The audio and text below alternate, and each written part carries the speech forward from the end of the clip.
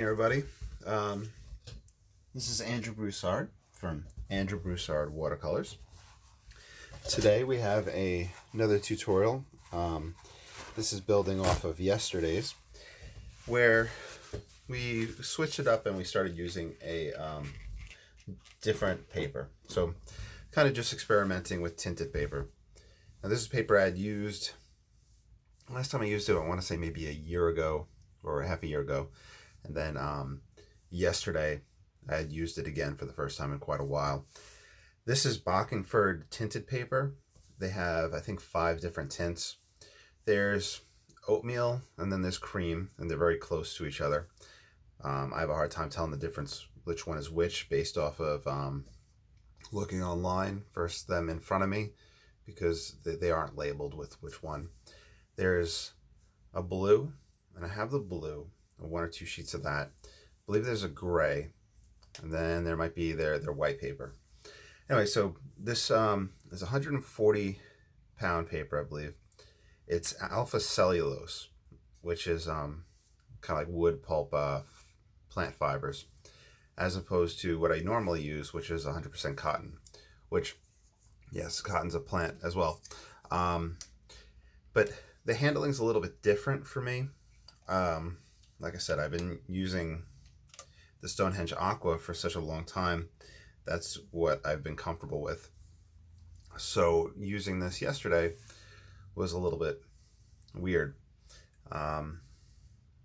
With it, I just had checked online, so it's 100% alpha cellulose, and it is archival, I believe, and the tints are light fast.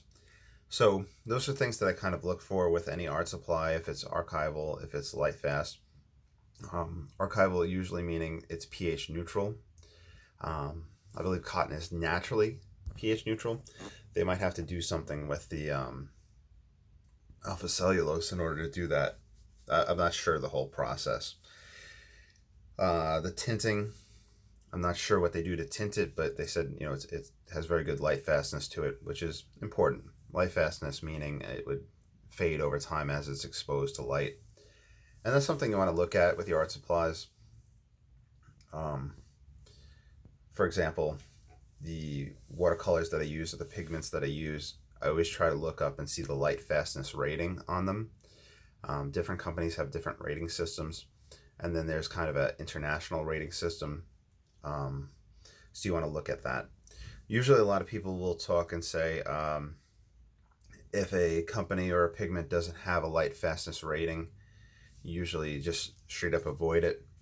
And that's usually for the lower level,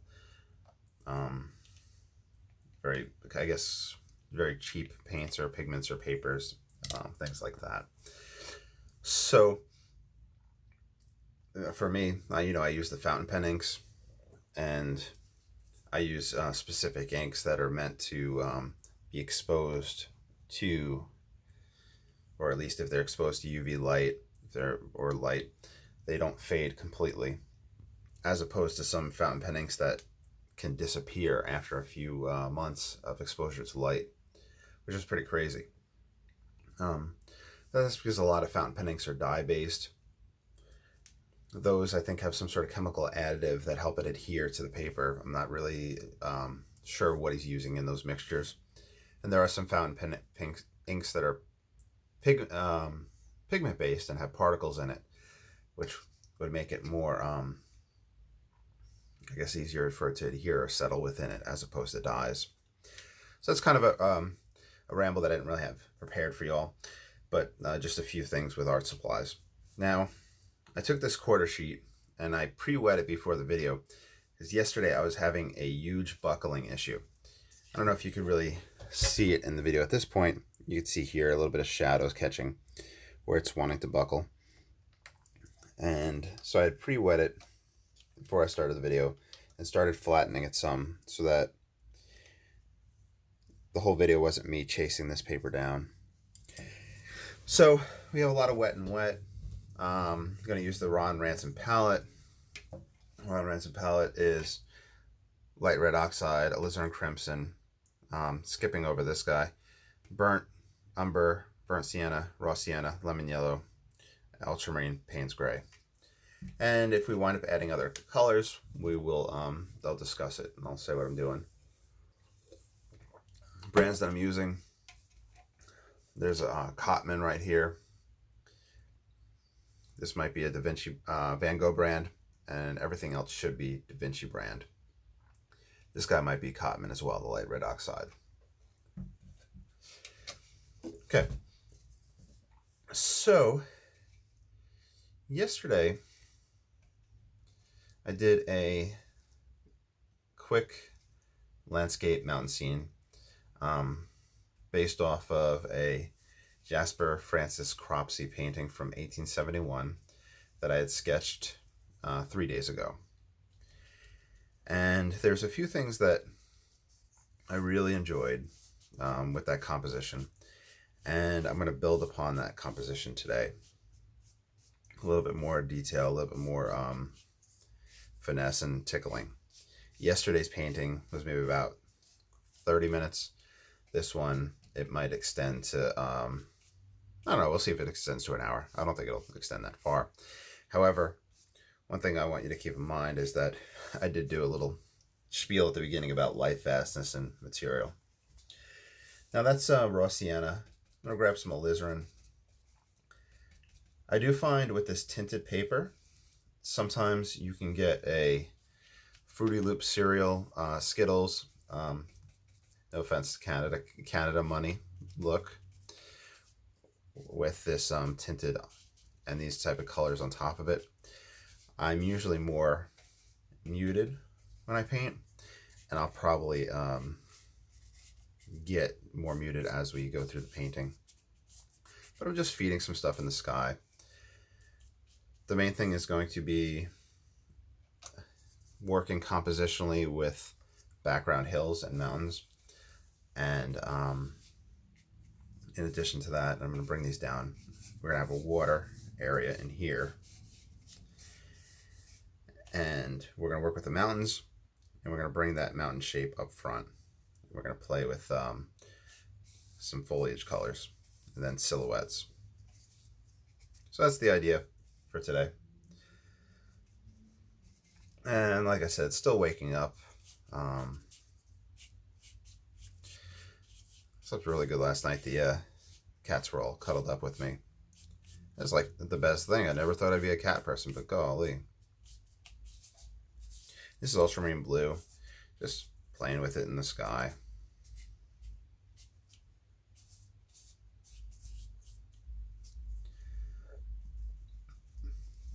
More just pushing paint around than anything else.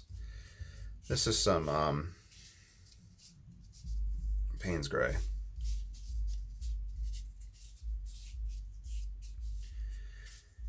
I find with this paper I can't do super sopping wet. Well, I had laid a lot of water on it, but I had to let it sit a little bit longer and push the paper,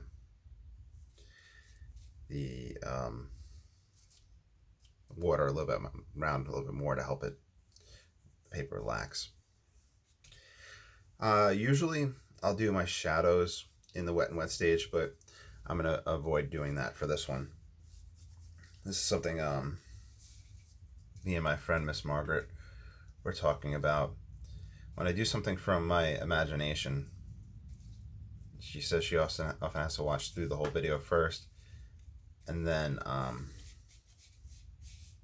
paint along the second time around. So what I'll eventually need is some source material of these actual locations, things that are mountain ranges and lakes and whatnot. Then I could have that source material, and we can paint from those, and it'll help you guys drive. Because I'll put shadows in before I even put the actual objects in, and that may throw some people off. Now this is a foreground mass right here. I'm not going to put any of the mountain masses in yet. I'm going to wait till I do a dry off. With the foreground, it's okay for it to get a little diffusion. And I could feed different tones into that. And one thing I can do is put my shadows in, because I know I'll wind up putting trees right here, but all I'm doing is just doing dark and textured. from looking at the Hudson River Valley paintings, and I'm no scholar with it. Like, I'm certified to teach art, but a lot of my credentials come from just straight up art classes. I took maybe 1 or 2 classes where it was just kind of like an intro to art and art history. A lot of the stuff is just my own study on the side, or little anecdotes from the art teachers talking about artists throughout history, things like that, as opposed to pure curriculum talking about them. So it's what I'm saying is, a lot of the stuff that I say is my own opinion, or things that I'm starting to see, or patterns that I'm starting to find. That being said, with the Hudson River Valley painters, 1800s, with the foregrounds, I've noticed that tonally the foregrounds are very dark. And if you read art books, painting tutorials, Ron Ransom, anything like that, there's often an emphasis on don't put too much detail in the foreground. And as I look at those historical painters, I'll see that everything is very tonally close. Like, we have these 2 tones are very close to each other, but there's a lot of texture and variety within it. But I think that tonal closeness prevents the eye from settling right there and allows us to actually view the rest of the picture itself. So it seems as if we have so much going on up front when we actually observe the whole painting, but it doesn't catch the eye right away. So I think that is what I'm seeing when I look at those historic paintings. So look at the historic landscape paintings and look at the foregrounds and look at the detail that you could find within it, but also look at the tonality. Okay. So we have this landmass. I'm going to wind up doing a group of trees here. We're going to have mountains in this area. The mountain range is going to come towards us, and it'll get larger, and it's going to end in a tree structure on the bank. They're going to be smaller, but they're still going to be in the distance. Then here, I'm going to do another tree structure like yesterday's painting. Also, remember, always paint to the edges. Or at least I always paint to the edges so that I can expand my field of vision. And when I put that mat on top, it seems as if it's extending in both directions. So with this one, I'm not going to do any wet and wet with our mountains. I'm going to do a dry off at this point. I could, if I wanted to, do my wet and wet tree shapes, and that kind of does a little bit of glow with it. And you know what, I'll do that right now for y'all. I'm going to grab raw sienna, and being a different material, the paper, I may not get it to catch the way I usually like, but I'm going to have fall colors on the sides, I think.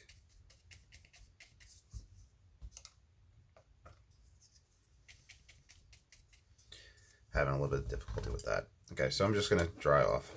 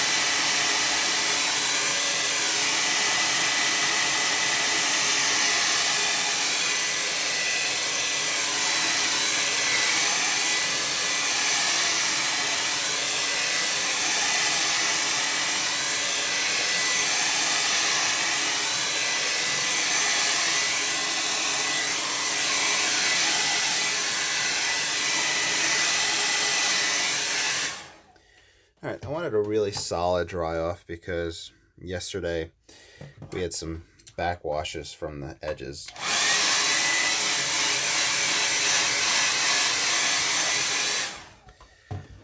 Now I'm going to start putting in a far mountain line.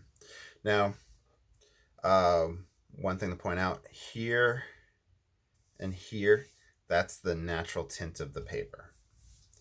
So, just so you guys can see, I'm going to take my light red oxide and mix that with ultramarine blue.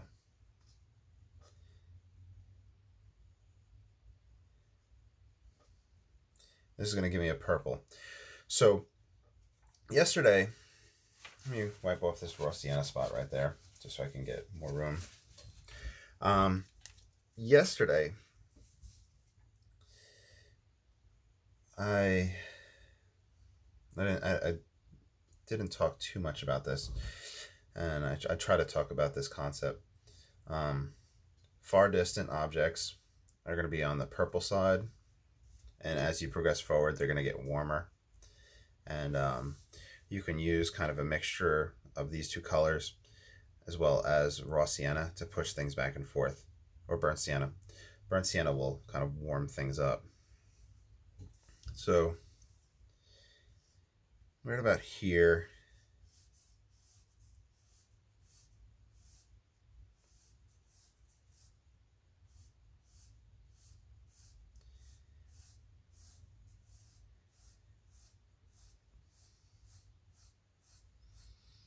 I'm just getting that water line right there. So it's like a lake. The one that I'm just mentally referring to was Lake George 1871 by Jasper Francis Cropsey. And we're going to put this hill mountain structure in. And unfortunately, well, yesterday I didn't dry as I went from one to the next. And this will cause like a bleeding effect from one structure to another, which is fine, but I kind of want more crisp hills and a little bit more detail.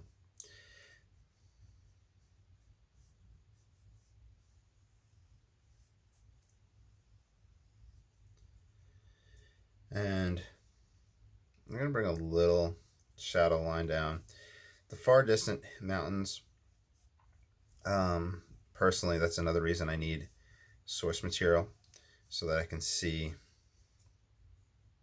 how those reflections take place for that far distant one. It seems very common as I just study paintings of these type of areas. There is a narrow strip of light between the two in the distance. And there must be some sort of painting term for that narrow strip of light. But what it is, I do not know. I'm going to have to start asking around on forums and pages to find out that information.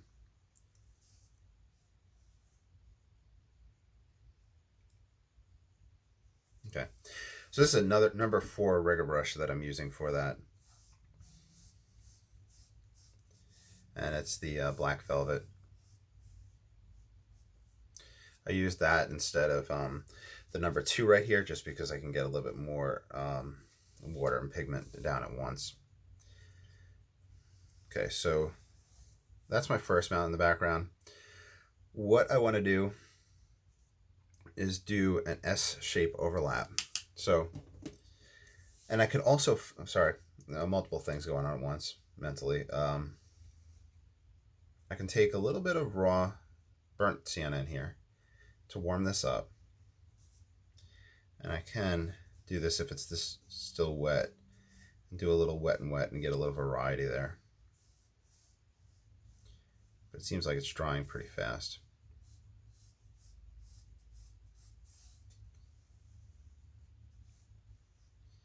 All right, I want an S-shaped composition, so I'm going to have an overlap take place of this next mountain area. So I'm going to do a quick dry off.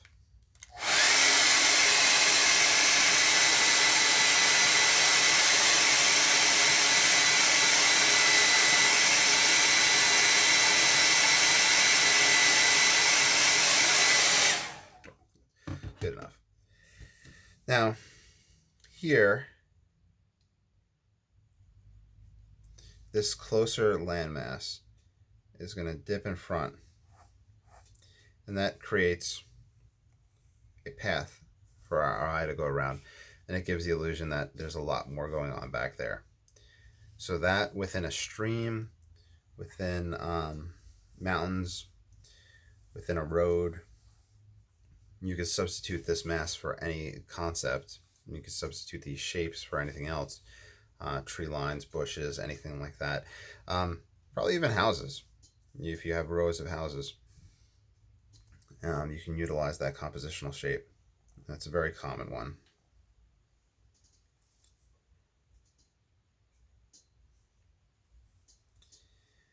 So rather than having that straight across mountain range in the back, that little overlap gives us perspective.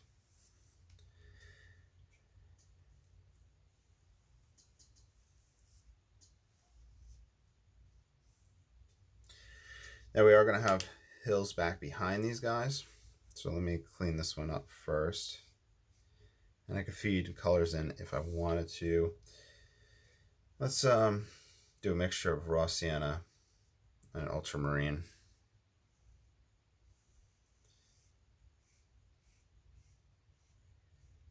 Add a little tone of variety in it.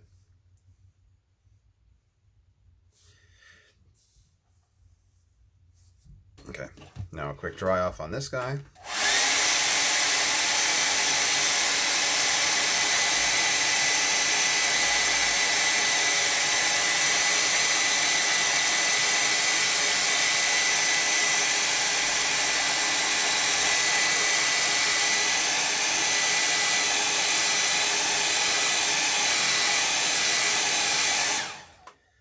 So I kind of work in a reverse a little bit here, where I'll put this in and then I'll mix an almost water type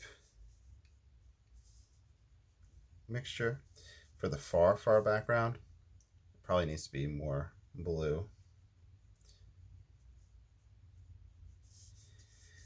And I put it in here because this prevents the two from bleeding together.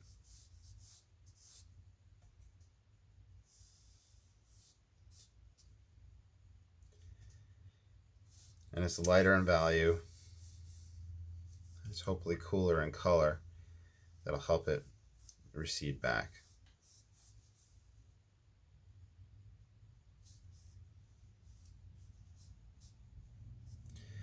And these are just imaginary mountain shapes.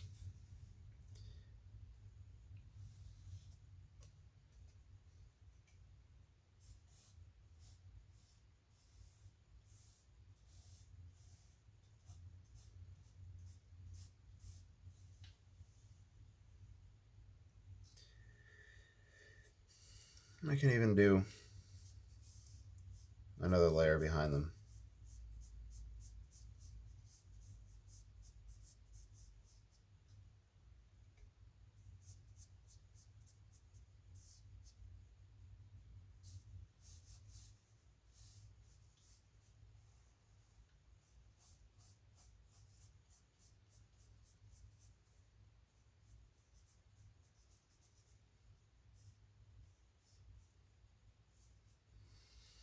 Okay.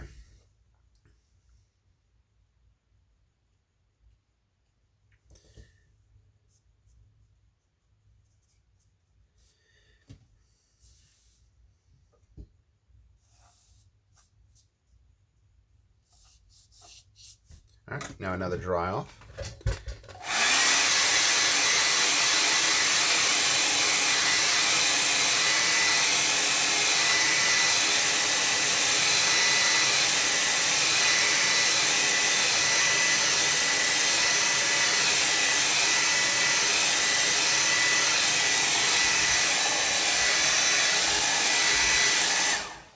Now the main focus of this guy is to build our hills or mountains and have them come to us on the right side. So I'm going to mix the light red ultramarine mixture again. I'm going to do a higher pigment concentration. And could then have these guys start to layer. It comes a little bit closer, and I could have it pop up in front.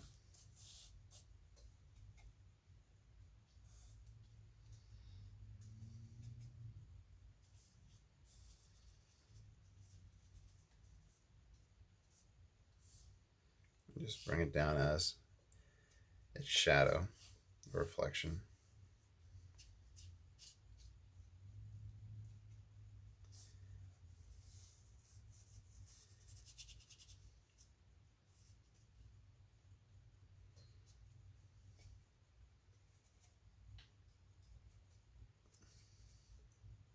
And if I warm it up, burnt sienna mixed into it.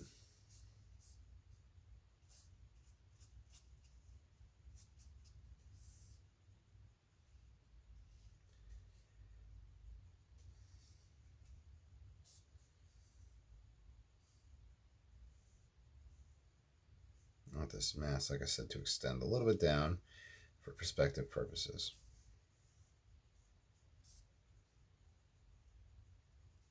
So this other guy we had put in is mainly got covered up because I'm layering and bringing them closer.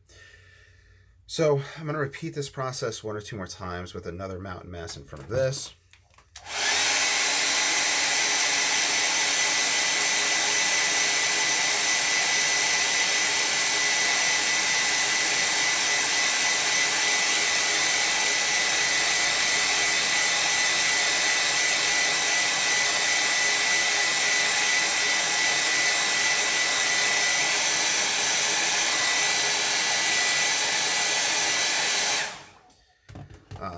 I could also do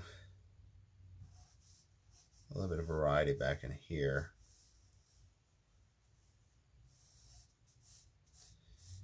Bring that guy down.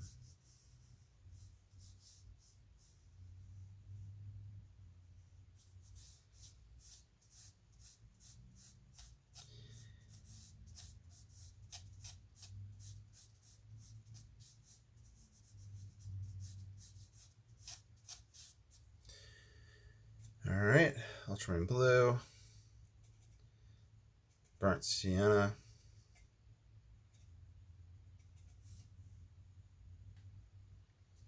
then, so we brought this guy down a little bit further, and bring this next one, you could even extend him out a little bit more.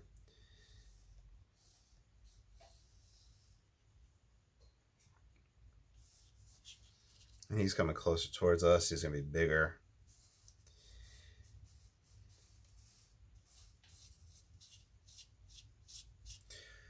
What I do want to do is a video on a dry brush technique from Chinese painting called the axe stroke, I believe. It's a side brush effect that you come down and use for vertical faces of rocks. And eventually, rather than having hills and mountains that have trees on them, I want something that will have those aspects, the rock faces. I'm just going to bring this reflection down.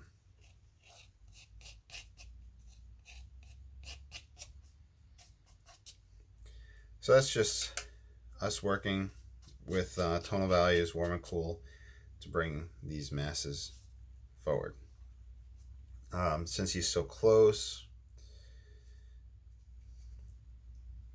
you could feed in some darks, get some more tonal changes in it, and I've got some Payne's Gray Main mixed in.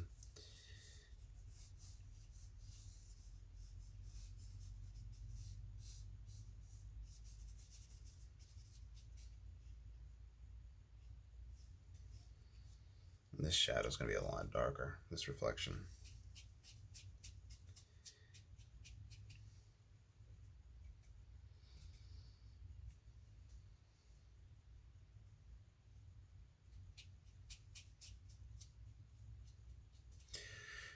One thing I'm doing is I'm putting that shadow right here that stops the eye from going off the page with the water as you follow this water shape. Okay, let me do a dry off. Actually, before we do a dry off, let's do some of this structure right here so we're not constantly killing our ears with the blow dryer. I'm gonna grab raw sienna, ultramarine, Payne's gray. And I want the structure of the foreground up here.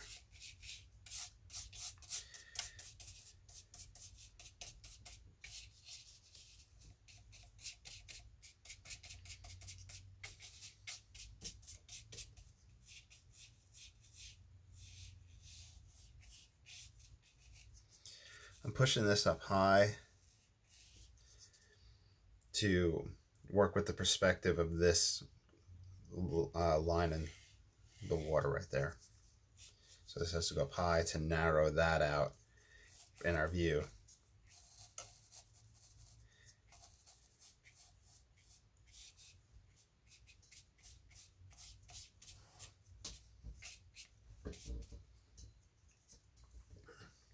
All right. You could also take this and do a little bit of dry brushing.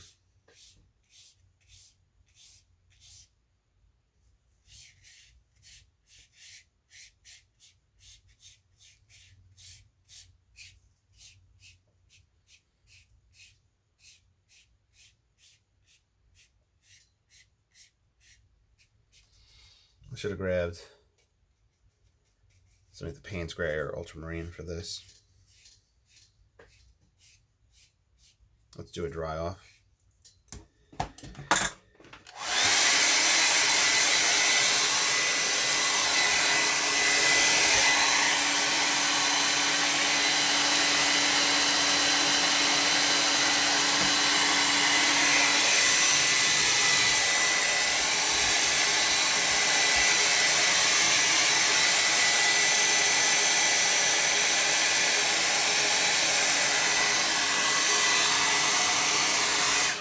See if I can get this to relax.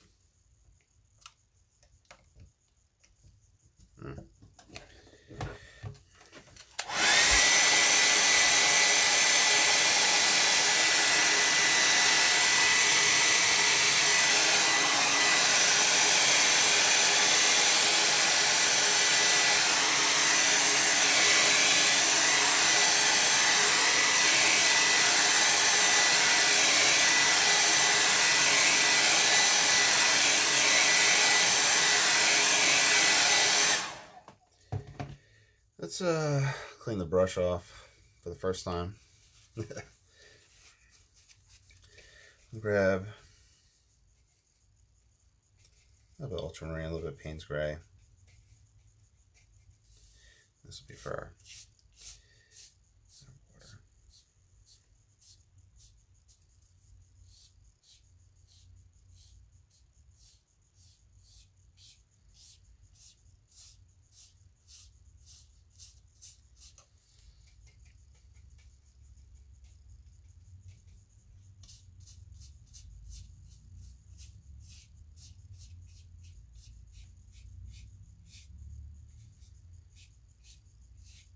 Okay.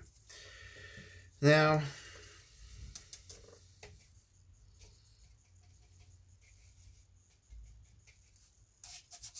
I'll darken these guys up.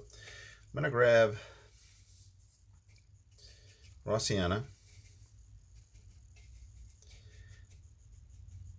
and Payne's gray mix. I'm going to use this to start putting in foliage for our tree group here. I'm putting it in now because I'm pretty much done with everything back here. We're dry enough for me to put in tree trunks. So this is ultramarine Payne's gray mix, just a dark.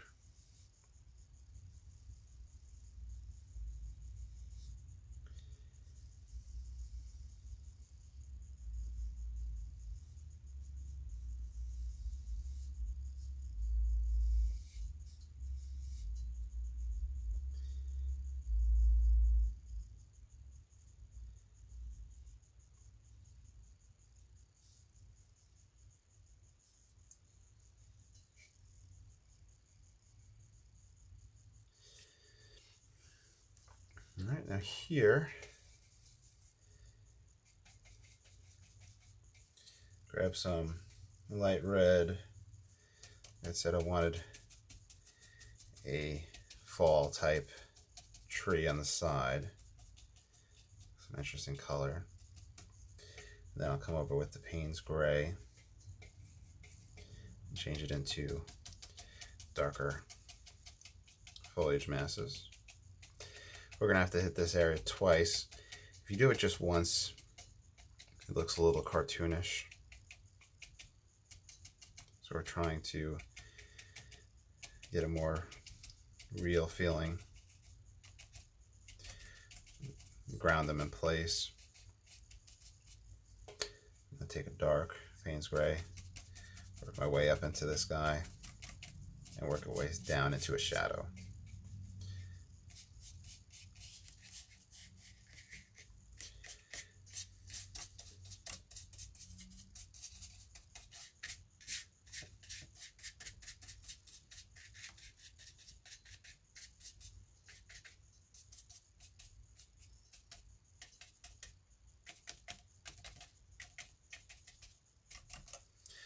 All right, now we're dry enough to come back on this side.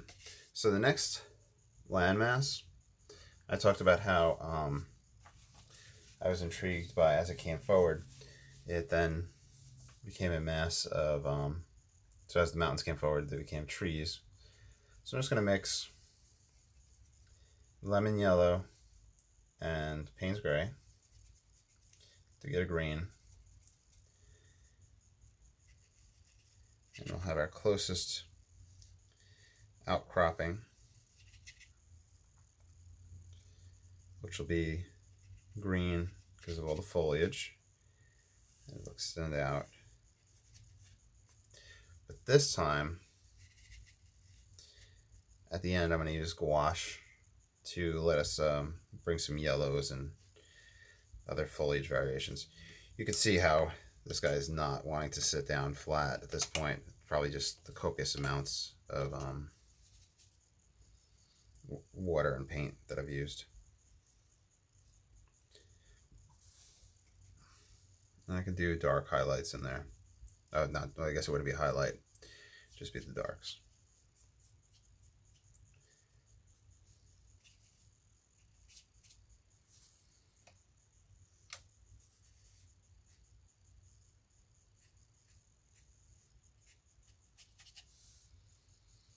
Payne's Gray,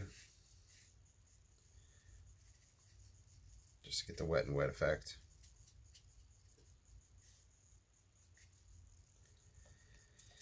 All right.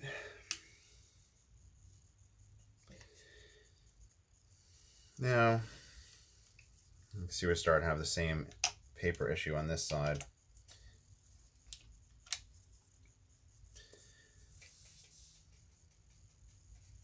Payne's Gray.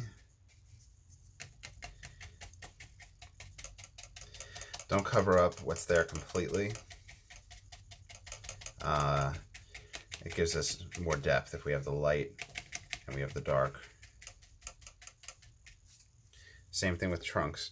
You can choose to pass back over the trunk to darken it up, pass alongside it to give it a little more dimension, or just try to put other trunks in front, and that gives you a depth with this field of trees. Then make sure you sit those in as well.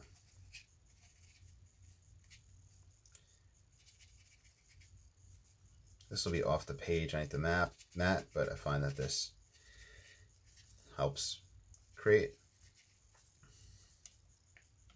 The warping of the paper is just like phenomenal. It's just going crazy right now. And phenomenal in a very bad way.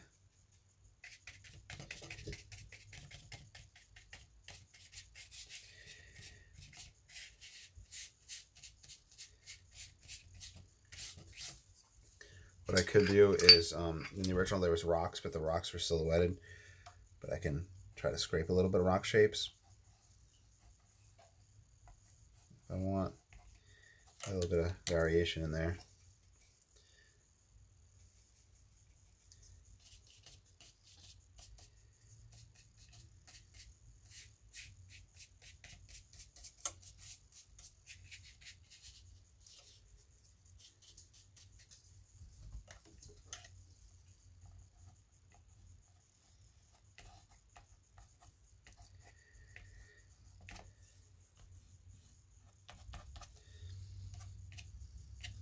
Okay, let's do a dry off, see if it helps the paper settle at all.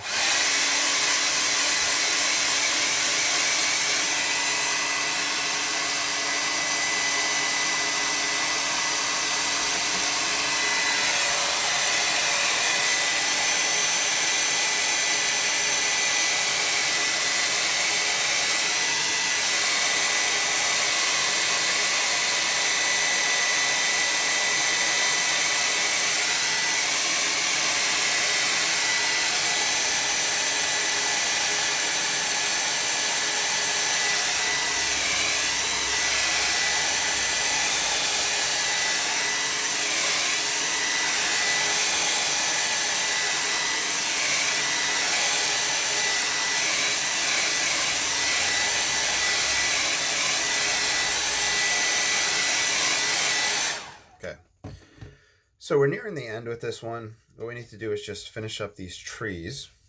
And what I'm going to do is more Payne's Gray. And I'll do just a burnt sienna. We'll just mix in front.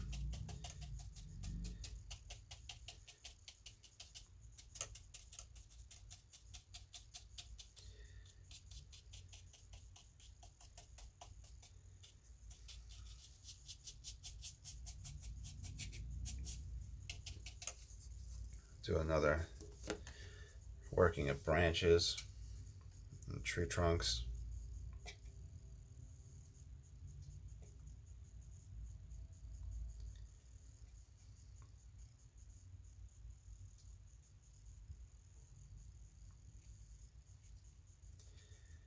I'm gonna come along this edge. Little growths that come out. In the original, the one that I'm thinking of, like that Jasper Francis Cropsey, he had a very cool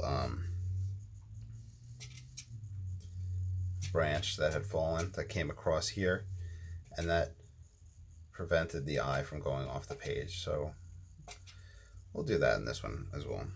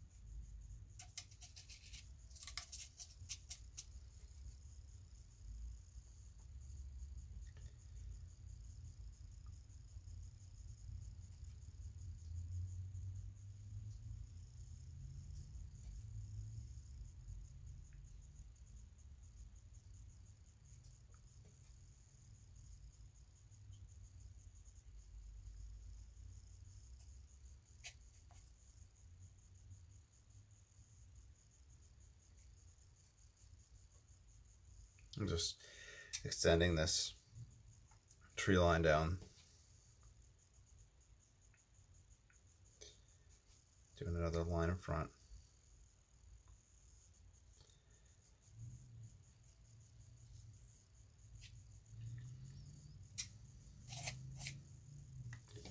Then foliage on these guys.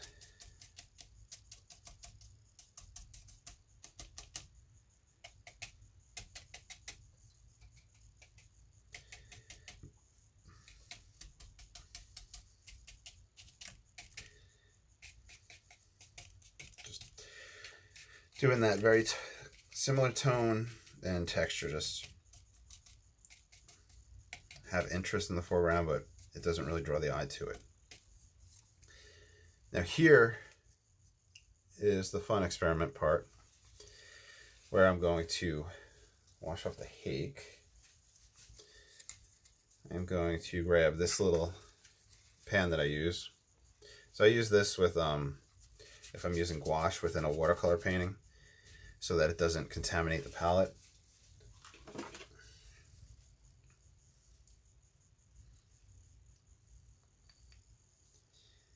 And what I've been using this for, sometimes I use the gouache in these paintings for like a highlight, or I'll use a buff Titan as a highlight.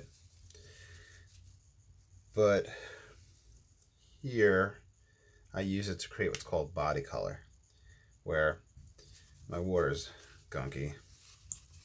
So it's gunky. And let's see what we get, if we get some somewhat clean water. Yeah, okay, somewhat clean water. And then I'm going to feed in lemon yellow. And I'm feeding it into this so I prevent getting the gouache on this palette. Then I'm going to mix in gouache into this. And I could switch it up. I could have added some ultramarine to make it greener. In fact, we might start feeding different colors into it. This is my first time using the hake, I think, with this. Oh, I got paint all over that. Okay. Pick it up on the hake.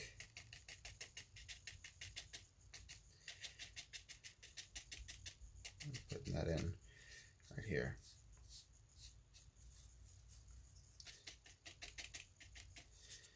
Let's mix. This one has gouache, and I'm trying to practice what I preach. Let's grab alizarin crimson.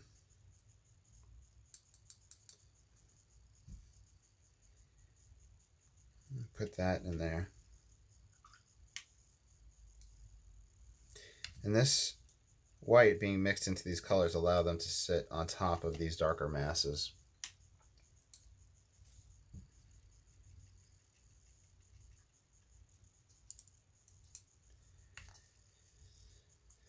Get a good clean off. Grab some ultramarine blue.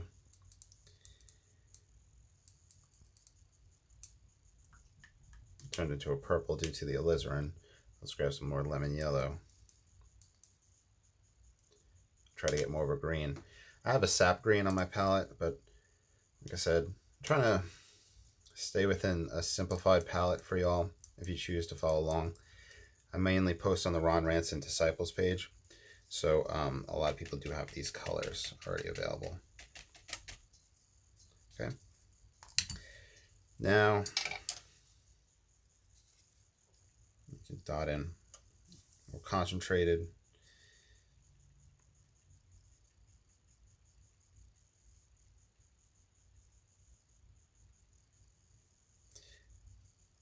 Oh, by the way, my spiel.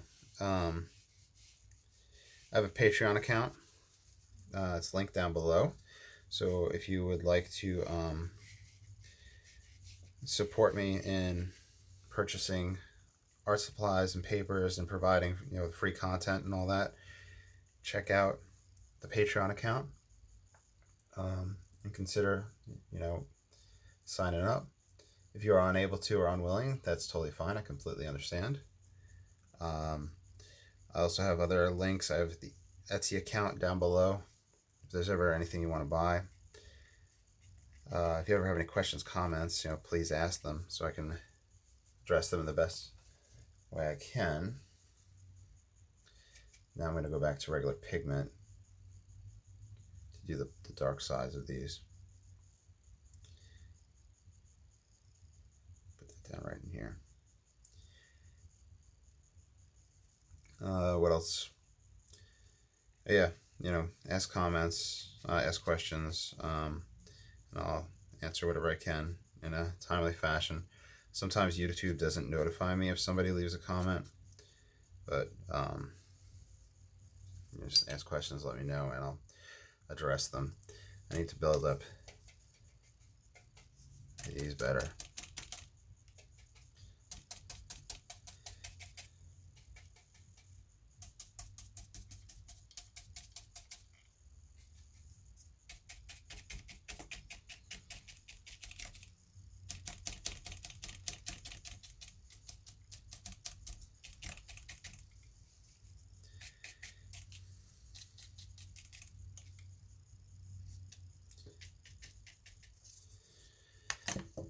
Now I'm going to do a dry off.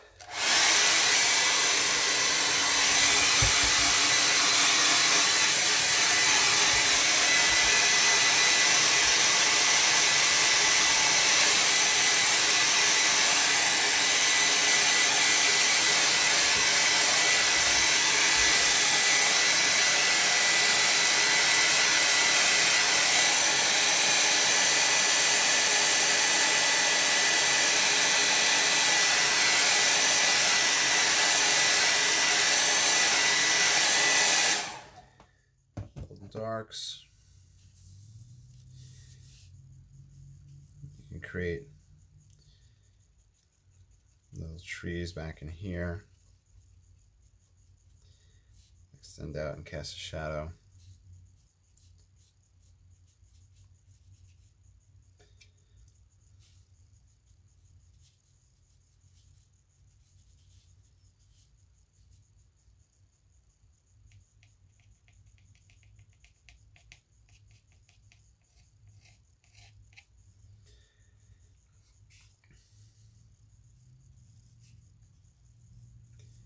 Some more strict trees. Some just pure dark areas and shadow. This is just Payne's Gray. On top of all this, we shouldn't have too much of a drying shift taking place.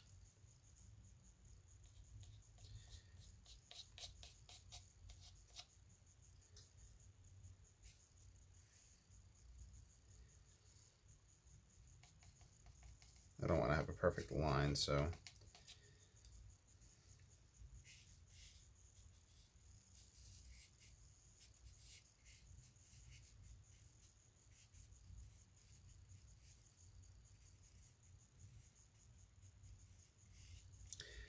and if I wanted to, I could continue to layer on top of these trees and do a second set of foliage. This is lemon yellow. I think we'll see if this poppin' yellow helps. Then I need to darken the backside.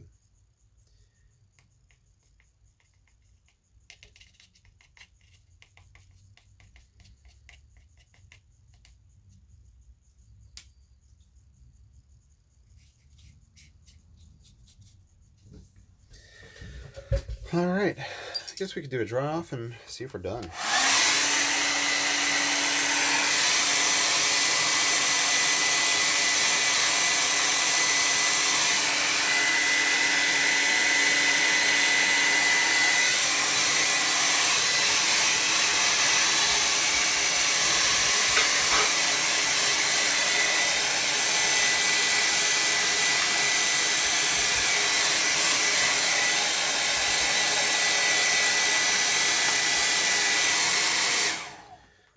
Well, I think this was a very successful experiment. Like I said, it's loosely based off of a Jasper Francis Cropsey painting. Let me write my name. So this is on toned paper, tinted paper. It's different material than I usually paint on, so it's the alpha cellulose.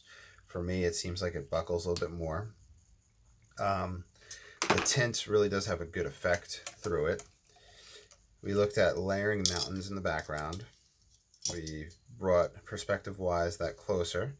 We used a little bit of gouache to get some color to sit on top of a dark. Just in case you're ever having difficulty with that, that's a little technique you can utilize. We talked about foreground. We talked about a lot of different things on this one. So, I hope you all enjoyed, and I will see you all soon. Have a great day. Bye.